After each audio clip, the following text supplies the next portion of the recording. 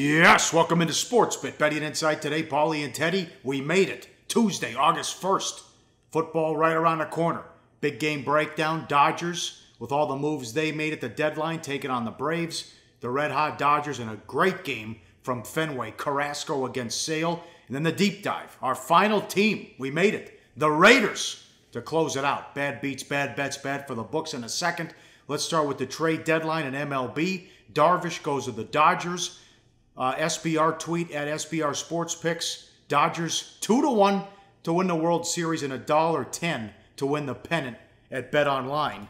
They moved some other numbers here in Vegas. We'll get to in a second with some other teams, Teddy. This is getting crazy. They're a great team, but you see the record, but rarely does the team with the best record win the World Series. This is not the NBA. No, and what this line, then again, this is one sports book, Bet Online, a sports book that we appreciate and admire, but just one sports book out of many. And what Bet Online is telling you when they have the Dodgers at plus 200 to win the World Series and plus 110 to win the pennant is that they don't want any Dodger money. They have plenty of Dodger money. And they're like, go somewhere else, bet your Dodger money somewhere else. We have enough liability on LA. That's all it means. You know, it's not that they think the Dodgers are going to win. No. What they're trying to do is balance their books, and they're just saying, we got enough money. We got enough Dodgers money. Bet on somebody else if you're going to bet here. That's all that means, at least at BetOL. That being said, I mean, you're right. Pennants aren't won in July, and the best team in July is not necessarily the best team in October. The Dodgers, on paper, with you, they're the best team, no question.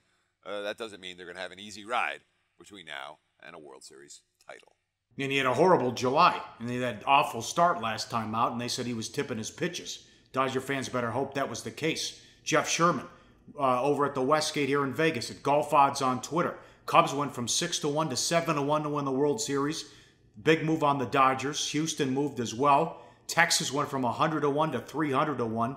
The Yankees went from 10-1 to 7-1 with the Sonny Gray deal. They now have 6 good starting pitchers. Seattle actually went down to 60-1, and Colorado moved as well. So a lot of movement there at the deadline with some of those. I'm surprised Colorado dropped because they also went out and got Lucroy from Texas. Well, again, let's give sportsbooks credit when they deserve credit.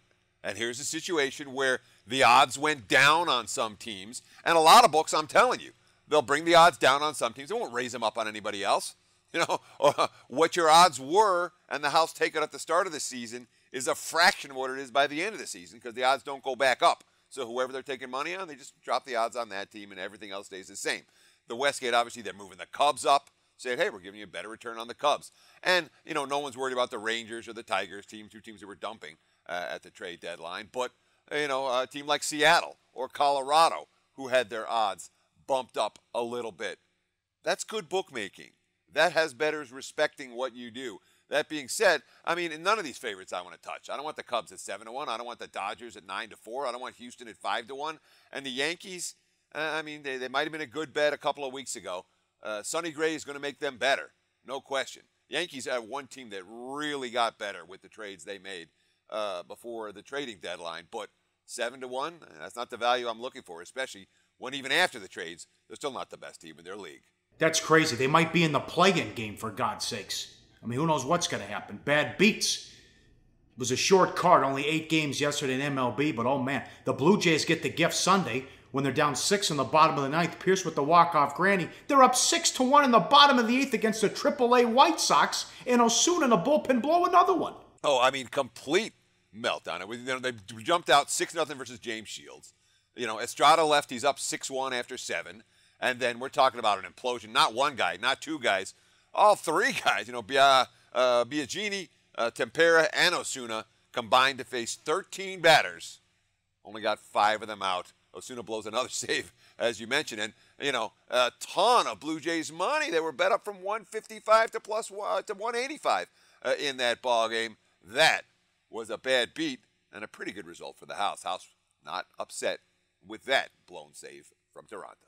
This line was going crazy while it was live on the air yesterday. The Yankees open $1.75, bet up to $2.25. There is a Severino bandwagon. He got the win. All rise. Judge hits another home run. It was tough, though. Severino had 116 pitches in 5 innings, but the bullpen shut the door. Yeah, I mean, look, and I hate to give it the sports bit pat on the back. We've been talking about Luis Severino and his advanced metric stats since about May, and the wise guys started betting him in June. Now the public started to bet him here in July. 4-0 with an 0.95 since the All-Star break. And yeah, I mean, 116 pitches in 5 innings, but he still had more strikeouts than base runners allowed. He still only gave up 1 run, and the books got destroyed on this game. 50-cent move. The bettors get to keep it all. I didn't understand this one, but they got it right as well. Bad for the books. Royals have the 3rd best record in baseball since May 7th. Duffy went against Ubaldo. Orioles went from plus $1.30 down to even money, and they won 2-1 in a walk-off. Yeah, somebody knew something about Ubaldo, because, I mean, he has been as random gets in terms of, one start he's pitching like an ace and shutting teams down for 7 innings. And the next start he's given up, 9 runs in 2 2/3. That's been the story of Ubaldo Jimenez. We got the good Ubaldo yesterday. Somebody was on it. Some groups were on it. A lot of Baltimore money in that ball game, and all that money ended up being winning result for the bettors, bad results for the house. And one more. The Mariners were plus $1.20, went off as even money. There was a big move here on King Felix, which surprised me. Hamels had a 4-0 lead. They got 4 off Felix early, and they didn't score the rest of the game. And Seattle wins 6-4. Yeah, Seattle with 2 in the 9th to finish off the comeback, and a ton of Mariners money. It's something that we talked about on SportsBit yesterday. I think rather than the starting pitching matchup, the bettors were focusing on how focused the 2 teams were going to be. The Mariners coming in off back-to-back series wins. The Rangers coming in off back-to-back series loss. Belcher had his 3,000 hit. They traded Yu Darvish, and they played like a team that was emotionally spent, blowing that early lead. 4 errors, a couple of balks, and a pretty lousy performance for Texas. Bettors got this one right, and books got beaten as a result. Up next, big game breakdown. Dodgers on the road, almost a $2 favorite. And Carrasco and Sale coming up on SportsBit. Betting Insight today on SBRpicks.com. Go to SBRodds.com. Browse, compare, and shop live odds available at top online sportsbooks. Back on SportsBit, Betting Insight today. Time for big game breakdown. As always, sponsored and powered by BetOnline. Dodgers hit the road to take on the Braves. Maeda against Sims. Dodgers 185, 9.5 the total. They're playing at a historic pace. They went for the kill anyways. They went and got Darvish, Segrani, and Watson. Still held on to their top prospects. They needed help with the lefties out of the bullpen as well. Look at Roberts, 74-31, and they added more pitching. He's got to be loving life. Yeah, that's a happy manager right now. Exactly. How does it feel to be 74-31 and then get even better? Yeah, there's Dave Roberts for you. But the amazing thing about what LA was able to accomplish, and again, it's not like they got way better, but you had 3 pitchers to a staff that needed it in Darvish, Segrani, and Watson, and they kept, they had to give up Willie Calhoun, but they were able to keep Walker Buehler, they were able to keep Alex Verdugo, they were able to keep Yadier Alvarez. We're talking about the top prospects in the organization. They're making moves to win a World Series right now, which they should. The Dodgers were this close to beating the Cubs in the NLCS last year. This year, right now, after these moves, they're better than the Cubs. They're better than anyone in the National League. They're supposed to be making these type of moves to try to win a pennant for, let's be honest, a franchise that hasn't been that, at the top for a long time now. Close to 30 years. Yeah, Kirk Gibson was the last time the Dodgers won a title, and that was a long time ago. So when you have these opportunities to get pieces of the puzzle, and you can do it without mortgaging your future, it's a no-brainer for LA to make these moves. I don't think any team did better at the trading deadline. Maybe the Yankees, but Yankees and Dodgers, the clear winners in that regard. You're talking about Darvish being the number 2. Woods 11-1 on the year. Slow down with that. This kid's been terrific all the last 2 starts. A little rough. Maeda, the bullpen helps out Maeda, who, look at this, 83 innings pitched across 16 starts. But with a strong pen, he only has to go 5. He's only gone beyond the 5th inning 3 times. He's grinding it out, though, 9-4 with a 4.09 ERA. So now you got the Braves. Been a horror show. Remember when they took the first 2 on the road in Dodger Stadium? Since they won the first 2 of that 4-game set, they've lost 8 of 9, and they were swept in Philly. A horror show. So they're looking towards the future, and the future is Lucas Sims, 23 years old, first-round pick in 2012, Teddy. Yeah, let me go back to Maeda for a minute because he's really worth talking about here, okay? Maeda's been the Dodgers' weakest full-time starter this year. He's been their number 5 guy. He's only lasted 83 innings in his 16 starts. He's only made it past the 5th 3 times all season. And yet, he's 9-4, and the Dodgers on the road with Maeda on the hill are minus $1.85. Which speaks volumes about, the books don't want a whole lot of Dodgers money right now. They've taken plenty of Dodgers money, and they keep losing to all that Dodgers money. Now, the bullpen depth does make it much easier for him because when you only have to go through the lineup twice, and then before you can go to the pen, world of difference for LA. I think it'll make Maeda a better pitcher moving forward. Now, as for the Braves and their youth movement now, I mean, look, Atlanta fought the good fight. I don't know if they did or not, but they played decent baseball for a while this season. Now it's about the youth movement. Lucas Sims, the guy, there's a hometown kid. He's from Brookwood High School. That's a suburb of Snellville, which is a suburb, well, I don't know if it's a suburb of Atlanta, but it's a little bit north of Atlanta. He's only 23 years old. He's a power pitcher at AAA, 10.3 strikeouts per 9 innings, 7-4, a 3.75 ERA across 115 innings at AAA. Braves manager Brian Snitker, quote, "It'll be exciting to see one of our kids get an opportunity. That's what it's all about. I've known Lucas for a long time. It's going to be exciting to see him. Welcome to the big leagues. You've got the Dodgers." Not easy for the Braves in any of these ball games, but certainly we want to keep our eye on guys like Lucas Sims, who may offer a smidgen of value if they can succeed at the major league level. I haven't seen anything like this in a long time. The Dodgers have won 51 games in a row in which they had the lead. They're 65-20 since they called up Bellinger, and they also have 35-6 stretch, whatever it is, 36-9, best 45 game stretch since the 1942. I think it was the Cardinals, but just ridiculous. You're saying you haven't seen it in a while. I don't recall ever seeing what the Dodgers are doing right now. I mean, there've been a handful of hot streaks that stand out, but this is really a historic run. And one thing that happens in the betting markets during historic runs, when stuff doesn't fit into the neat patterns of all the databases and all the sample size that you look at, well, some people get rich when they ride these historic runs, and a lot of bettors, like me, for most of this Dodgers run, I've been sitting on the sideline going, yeah, I wish I'd have been on that. I wish I'd have been on that. I haven't made a whole lot of money with L.A., and I'm annoyed at myself because I saw at least some of it coming, Pauly. But what are you going to do? You can't jump on a train after it's already left the station, and Dodgers left the station about 6 weeks ago. Yeah. Wood was 350 on Friday night against the Giants, and they covered the run line. All right, game number 2, live odds, powered by BetOnline. Look at this matchup. Carrasco against Sale. Indians and the Red Sox on MLB Network. The Red Sox are $1.58 the total, under -120. Sale 13-4 with a 2.37. He solved the issues of that the lefties face in Fenway. Don't let him hit the ball. Avoid the green monster. Strikeout percentage up this year. Look at the previous best, 32.1. He's at 36.7. Swinging strike rate, 15.8. The previous best, 14.6. Number 1 of all of baseball in strikeout percentage, and number 3 in swinging strike percentage. His FIP is 191 as we get into August, Teddy. Look at that graphic. Look at some of the best we've seen in the last 5 years. Yeah, that's the one that stands out to me. I mean, you look at every metric, and Chris Sale's off the charts this season.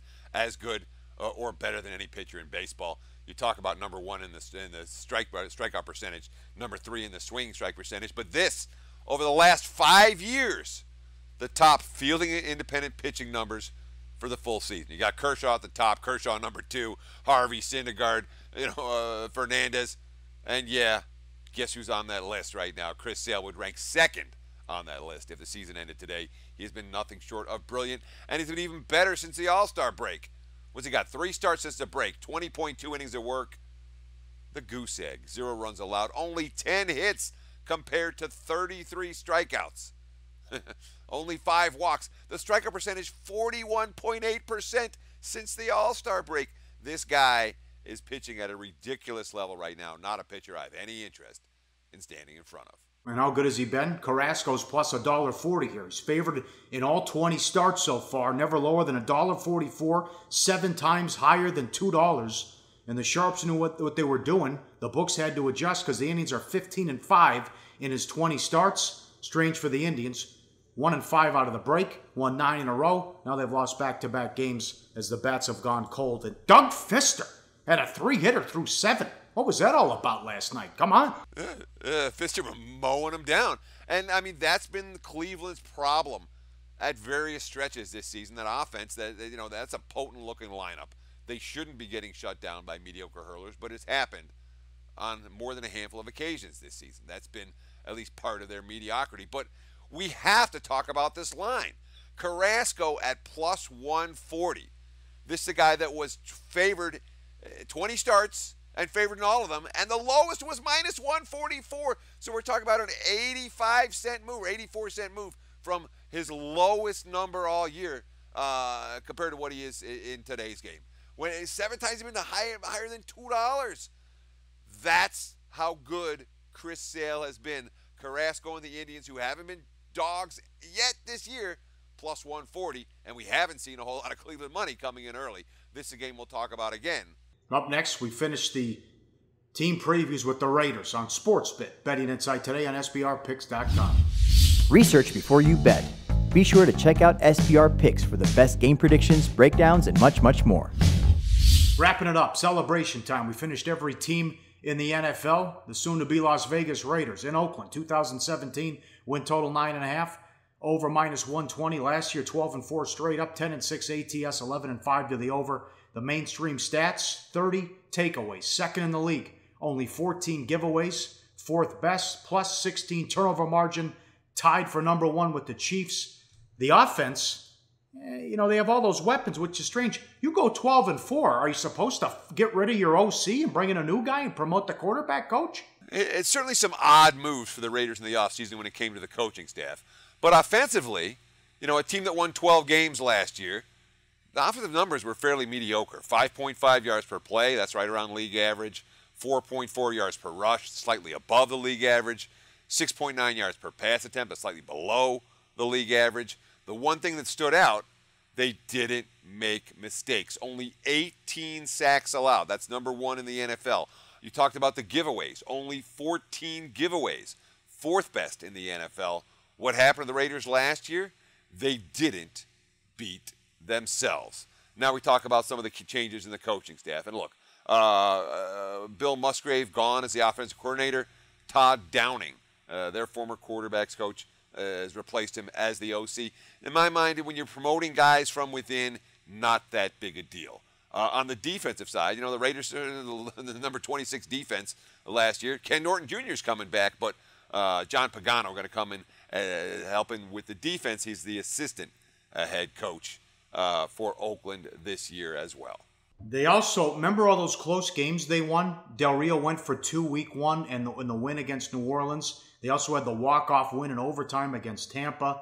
They had that close win at home against the Chargers. They had that Monday night game against the Texans when every call went their way in Mexico City. They pulled that out in the fourth quarter. They caught a lot of breaks. 6-0 in games decided by less than a touchdown last year, which doesn't happen very often when you're undefeated in games by less than a TD. And they were in a bunch of them, as you mentioned. So certainly a team that you say they found ways to win close games. Yeah, they did, but certainly luck was on their side, because when you have a defense like Oakland was last year, where, again, the mainstream stats had them at number 26, yards per play allowed, which is probably the single best metric. How good is your defense? Yards per play allowed is, a stat that I look at a lot. Raiders ranked number 32 in the NFL, 6 yards per play. The 89.8 opposing QB rating allowed, that's league average. Only 25 sacks, dead last on defense. They couldn't stop the run either. 4.5 yards per rush allowed. That was in the bottom quartile. And that, Pauly, is why when it came to offseason personnel moves, certainly in the draft, the Raiders went for defense. Yep, I think they'll be a better team this year, but have less wins because of the schedule as well, as they had an easy schedule last year and a tough schedule this year. They made a lot of changes. Number 1, they draft Conley, cornerback out of Ohio State, legal issues behind him. They bring in Lynch, beast mode back as they're moving to Vegas and pissed off the fan base. They wanted to bring the hometown boy in. He could have something left. That's a good move there. Murray walks, goes to Minnesota. They get Cook, tight end, to come in from Green Bay. That's a good move. They also get Patterson to help out Carr, another weapon. Who knows? Maybe they put him on special teams, what they'll do there. So that's some of the moves they made in the offseason. But this is big. They have to work this out as Penn is holding out. Great offensive lineman. Yeah, and look, this is a great offensive line. The Cowboys' offensive line has gotten a fair bit of love over the last couple of years. The Raiders' offensive line is right there with them. And when the way this franchise was made after literally the decade plus of futility was get the offensive line, get the defensive line, get the quarterback, and the other piece will fall into place. It's a blueprint that the Cleveland Browns have been using, and the moves they made to shore up their offensive line this past offseason. But I want to talk about there are two things I want to talk about here. One is the Penn holdout. That is huge. All right, Donald Penn is as respected as anyone in that locker room, top to bottom. And the way that Oakland, the management, deals with this holdout, and he deserves to get paid. They've been paying other guys, and Penn hasn't gotten paid. All the veterans on this team are looking towards this negotiation, this holdout, and saying, what does this mean for me? How is the organization going to treat a guy who they should be treating with the utmost of respect? It merits watching very closely. If Oakland screws this up, it's going to carry over into the regular season. Draft-wise, again, you talk about Conley, number 1, Melifonwu, number 2, the safety out of UConn, Vanderdelst, number 3, the defensive tackle out of UCLA, Markel Lee, the linebacker out of Wake Forest. I don't know that all these guys are going to be impact players on the defense, but, it's still a front seven that I have my concerns with. They weren't good against the run last year. They made the switch to Malcolm Smith to Jelani Jenkins at the linebacker. I don't know. That's necessarily an upgrade. Dan Williams gone out of town. Stacey McGee gone out of town. It's a thin defensive line, and it's a front seven that has their fair share of question marks. Last thing I want to comment, I send it back to you. Beast mode. Marshawn Lynch? No, I'm not buying it as being, he had nothing left in the tank in his last year in Seattle. Maybe a year off helps, but we're talking about a guy who's got, 2,300 carries on his odometer. That's too many to be a legitimate impact running back in the NFL. Murray might well have been the better guy, but Lynch is going to help himself tickets. That's why they got him. All right, the schedule tougher than last year. This could be for the 1 seed in the AFC. They have to play the Patriots, but they lose a home game as the game's in Mexico City. Only 3 games after October 19th. Only 3 home games after October 19th. None of them are easy. Cowboys, Giants, and the Broncos. And they take a lot of trips. They open up week 1 at Tennessee. They go to Washington, Buffalo, Miami, Philly. Remember last year, the key to the season, they had that walk-off win, or the close win against the Ravens as well. They did so well on all those East Coast starts, those 10 a.m. starts with the body clock. They won most of those games. Yeah, and then most of them were coin flips. It felt like all of them were coin flips, and it kept on coming heads or tails or whatever. But let me make the schedule clear. This year is tougher than average. Last year was much tougher than average. This year, not as tough as last year on paper based on this year's season win totals. But you talk about all those trips. They have the 5 trips back east plus a home game in Mexico City.